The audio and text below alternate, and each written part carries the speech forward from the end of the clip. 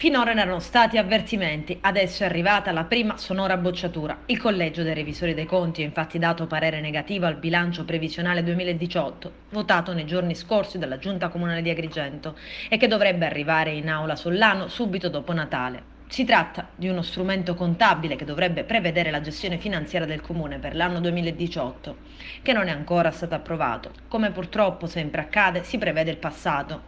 Non si programma nulla, nessun investimento, previsione di investimento, e questo in mancanza di risorse finanziarie. La causa? Il taglio dei trasferimenti da Stato e Regione, ma anche l'incapacità a redigere e produrre progetti al fine poi di partecipare a bandi europei, nazionali e regionali e ottenere il finanziamento degli stessi progetti.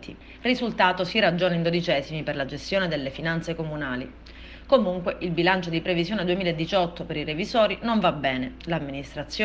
L'ammonizione parte dalla presenza di uno squilibrio nel documento finanziario, con rilievi particolarmente stringenti rispetto, tra le altre cose, alla reale capacità di riscossione dell'ente.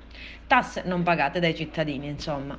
Il parere negativo dei magistrati contabili non è esattamente un buon auspicio per il documento finanziario, che adesso potrebbe essere difficile da votare anche per gli stessi consiglieri della maggioranza firettiana.